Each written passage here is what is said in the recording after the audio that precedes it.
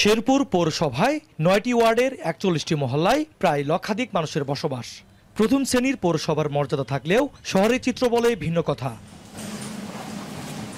শেরপুর জেলা শহর থেকে চাপাতলি হয়ে এতিমখানা, কসবা কাচারিপাড়া থেকে কসবা কাঠগড় হয়ে শেরিপাড়া সহ শহরের প্রধান সড়কগুলোই যান চলাচলের অযোগ্য। সড়ক জুড়ে তৈরি হয়েছে বড় বড় গর্ত, উঠে গেছে সড়কের পিচ। সামান্য বৃষ্টিতেই সড়কের খানাখন্দে যানবাহন উল্টে প্রায় ঘটে দুর্ঘটনা। আমরা পৌরসভার প্রথম শ্রেণীর বাসিন্দা।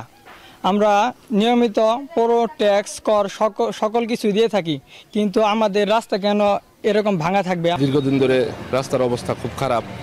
আমাদের যেখানে যাইতে সময় লাগে আধা ঘন্টা, ওই জায়গায় এখন ১-১.৫ ঘন্টা লাগে। সামান্য একটু বৃষ্টির কারণে আমাদের দেখা গেছে এখানে হাঁটু পরিমাণ পানি হয়ে যায়। পোলা মানে স্কুলে যেতে সমস্যা, তারপরে বিভিন্ন প্রকার চুলকানি রোগ বালাই ছড়াইতে আছে। একটা মাল সাবানি নিয়ে যান যায় না, আমাদের শরীরের ক্ষতি হয়। এই পানি জমে থাকার কারণে আমরা হাঁটতে পারতেছি না।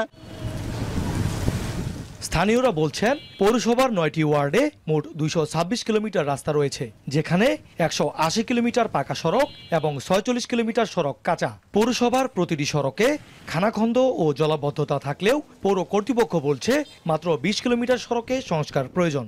১০-১২ বছর ধরে রাস্তাটা ভাঙ্গা একদমই হয়ে গেছে গা, অনুপযোগী হয়ে গেছে। মানুষ চলাচল করতে পারে না, একটা রুগী চাইতে পারে না এই রাস্তা দিয়ে। আমাদের এলাকায় যদি কোনো আগুন লাগে, ফায়ার সার্ভিসের গাড়ি এবং কি কোনো মুমূর্ষু রোগী যদি হসপিটালে নিতে হয়, সেই ক্ষেত্রে দেখা যাচ্ছে যে এখানে খুবই কষ্ট হয়। ভাঙ্গার চূড়া রাস্তার জন্য গাড়ি ক্ষতি হয়, যাত্রী ক্ষতি হয়, যাত্রী হাত পা ভাঙে করে দেয়, গাড়ি পল্টি খেলে গাড়ির সমস্যা হয়, পাতি ভাঙে।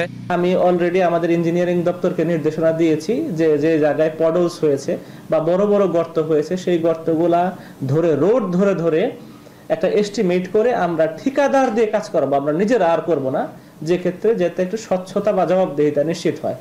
আর আপনাদের অবজারভেশনে যে রোডগুলা এসছে, সেগুলো আমরা ধারাবাহিকভাবে আমরা এইটা নির্ধারণ করে এস্টিমেট করে আমরা সীমিত টেন্ডারিং মেথডে আমরা চলে যাব।